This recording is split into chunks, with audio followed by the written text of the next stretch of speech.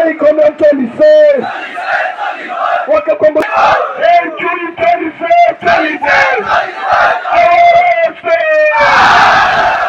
আচ্ছা আপনার আটাই জানে যে বর্তমানের বিজেপি নেতৃত্বাধীন এনডিএ সরকারখনে সংখ্যার বলত লোকসভা রাজ্যসভাত এই ওয়াকাফ সংশোধনী বিধেয়কখন গৃহীত কৰি ইতিমধ্যে আইনলৈ পৰিগণিত কৰিছে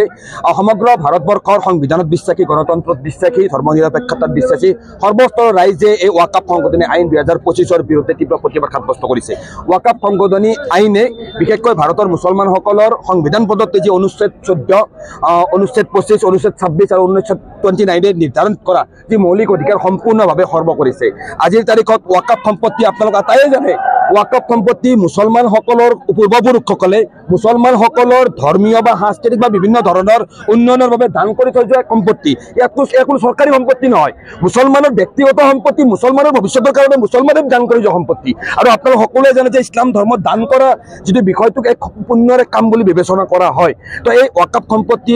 যিটো আমাৰ ব্যৱস্থাটো পৰিচালনা কৰাৰ বাবে যিখন ওয়াকাফ আইন আছিল সেই ওয়াকাফ আইনখনে সেই মুছলমানসকলকে এই ওয়াকাফ সম্পূৰ্ণ বিষয়খিনি চোৱা চিতা কৰিবলৈ অধিকাৰ দিছিল কিন্তু বৰ্তমানৰ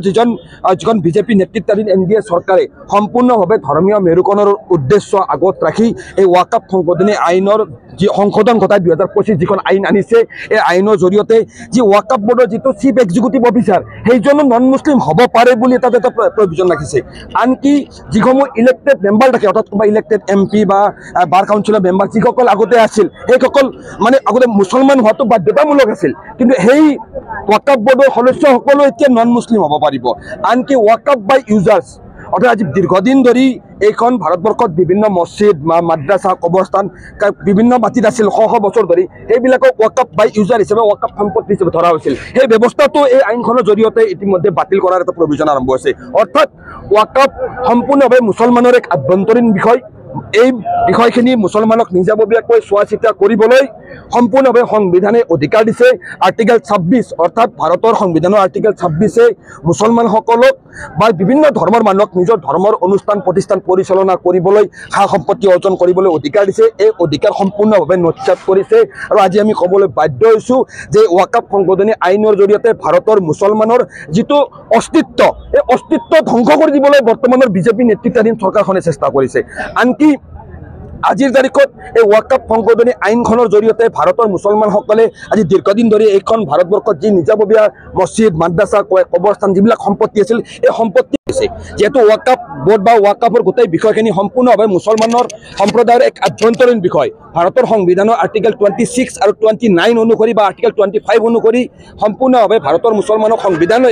এই ওয়াকাফ সম্পত্তিসমূহ নিজাববীয়াকৈ চোৱা চিতা কৰাৰ অধিকাৰ দিছে ভাৰতৰ মুছলমান সমাজে আজি এটা কথা প্ৰতিবাদ কৰিছে যে ওয়াকাফ সম্পত্তি চোৱা চিতা কৰাৰ অধিকাৰ আজি এজন মুছলমানৰ পৰা ওয়াকাফ বোৰ্ডৰ চিফ এক্সিকিউটিভ অফিচাৰজনো নন মুছলিম হ'ব পাৰে বুলি এই ওয়াকাফ সংশোধনী আইনখনে কৈছে তো এই বিষয়বিলাক সাঙুৰি আজি এবিএমচিয়ে হওক বা বিভিন্ন দল সংগঠনে প্ৰতিবাদ কৰিছে যে এই আইনখনে ভাৰতৰ মুছলমানৰ যিটো অটনমি স্বায়ত্ততাৰ ওপৰত আঘাত আনিব তো এই ক্ষেত্ৰত সততে যেহেতু আমি বিটিচিৰ মূল সংগঠন এবিএমচি হিচাপে সততে বিটিচি অঞ্চলৰ মুছলমানসকলৰ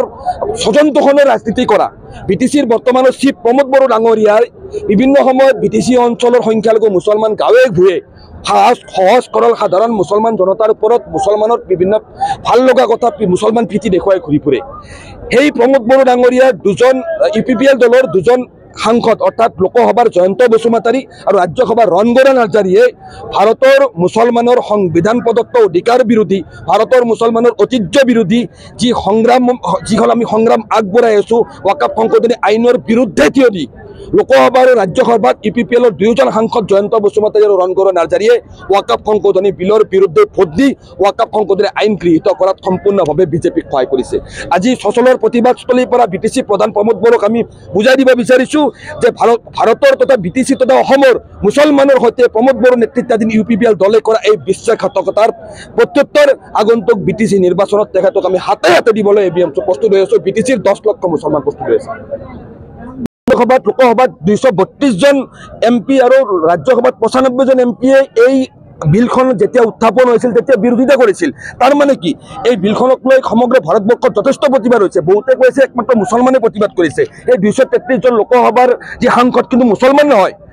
95 জন ৰাজ্যসভাৰ সাংসদৰ গোটেইজন ইয়াত মুছলমান নহয়, অৰ্থাৎ গণতন্ত্ৰৰ বিৰোধী সংবিধান বিৰোধী এই আইনখন প্ৰণয়ন কৰা হৈছে, যাৰ কাৰণে গণতন্ত্ৰত বিশ্বাস থকা ভাৰতবৰ্ষৰ কোটি কোটি জনসাধাৰণে ইয়াৰ বিৰোধিতা কৰিছে। আৰু আমিও সেই গণতন্ত্ৰ ৰক্ষাৰ সংগ্ৰামৰ একোজন প্ৰহৰী হিচাপে আজি গুৱাহাটীৰ চচলৰ মাজমজিয়াত আহি এই আইনখনৰ বিৰুদ্ধে তীব্ৰ প্ৰতিবাদ সাব্যস্ত কৰিছোঁ। আমি স্পষ্টকৈ কৈছোঁ যে ভাৰতৰ মুছলমানসকলৰ যিটো ধৰ্মীয় স্বায়ত্ততা, যিটো অটনমিটো এই ৱাকাফ সংশোধনী আইনে সম্পূৰ্ণভাৱে ধ্বংস কৰিছে। এই ৱাকাফ সংশোধনী আইনৰ বিৰুদ্ধে বিভিন্ন দল সংগঠন বহুতো ব্যক্তিয়ে ইতিমধ্যে উচ্চতম ন্যায়ালয়ৰ দ্বাৰস্থ হৈছে। আমি ABMCয়েও সিদ্ধান্ত গ্ৰহণ কৰিছোঁ যে ৱাকাফ সংশোধনী আইন 2025ৰ বিৰুদ্ধে আমি মহামান্য উচ্চতম ন্যায়ালয়ৰ দ্বাৰস্থ হ'ম। আমাৰ প্ৰক্ৰিয়াখিনি ইতিমধ্যে শেষ হৈছে। ৱাকাফ সংশোধনী আইনৰ বিৰুদ্ধে ABMCয়ে ৰাজপথত সংগ্ৰাম কৰি যাব আৰু ইয়াৰ আইনীভাৱেও সমান্তৰালভাৱে যুঁজি যাব। প্ৰথম কথা, শেষ কথা, চূড়ান্ত কথা যে ৱাকাফ সংশোধনী আইন কোনো পৰ্যায়ে মানি লোৱা নহ'ব। ৱাকাফ সংশোধনী আইনে মুছলমানৰ অস্তিত্ব ধ্বংস কৰিবলৈ ওলাইছে আৰু এইখন দেশত মুছলমানসকলৰ বছৰীয়া হাজাৰ বছৰীয়া ইতিহাসক ইয়াত সম্পূৰ্ণভাৱে পদাঘাত কৰিবলৈ বৰ্তমানৰ বিজেপি নেতৃত্বাধীন চৰকাৰখনে চেষ্টা কৰিছে আৰু এই চেষ্টা আমি কেতিয়াও সফল হ'ব নিদিওঁ। গণতান্ত্ৰিকভাৱে শান্তিপূৰ্ণভাৱে আমাৰ এই সংগ্ৰাম চলিব। চৰকাৰে যিমানে আমাক উচ্চতা দিছে, হিমন্ত বিশ্ব শৰ্মা মাননীয় মুখ্যমন্ত্ৰী হিমন্ত বিশ্ব শৰ্মা ডাঙৰীয়াই কৈছে অসমত বোলে প্ৰতিবাদ হোৱা নাই। ডক্টৰ হিমন্ত বিশ্ব শৰ্মা ডাঙৰীয়াক আজি চচলৰ পৰা আমি প্ৰশ্ন কৰিছোঁ যে আজি সমগ্ৰ BTC শ্ৰীৰামপুৰৰ পৰা ওদালগুৰিলৈকে সমগ্ৰ BTR অঞ্চলৰ পৰা হেজাৰ হেজাৰ ABMC কৰ্মী আজি গুৱাহাটীৰ মাজমজিয়াত আহি এই প্ৰখৰ ৰ'দত থিয় হৈ প্ৰতিবাদ কৰিছে। এই প্ৰতিবাদ হিমন্ত বিশ্ব শৰ্মা ডাঙৰীয়াই দেখিছেনে দেখা নাই আমি প্ৰশ্ন উত্থাপন কৰিছোঁ। আগন্তুক দিনত কোকৰাঝাৰ, তামুলপুৰ, চিৰাং, আপোনাৰ বাক্সা, ওদালগুৰি, BTR 5খন জিলাত ABMCয়ে চৰকাৰৰ এই সংখ্যালঘু বিৰোধী সংবিধান বিৰোধী নীতিৰ বিৰুদ্ধে আমি ব্যাপক প্ৰতিবাদী কাৰ্যসূচী গ্ৰহণ কৰিবলৈ ইতিমধ্যে সিদ্ধান্ত গ্ৰহণ কৰিছোঁ। আমাৰ সংগ্ৰাম ৱাকাফ সংশোধনী আইন বাতিল নোহোৱা পৰ্যন্ত চলিব। এই কোকৰাঝাৰৰ পৰা সংগ্ৰাম গুৱাহাটীৰ পৰা প্ৰয়োজনত দিল্লীলৈকে এই আন্দোলন সম্প্ৰসাৰিত হ'ব। Stay informed, stay ahead. News NE 365.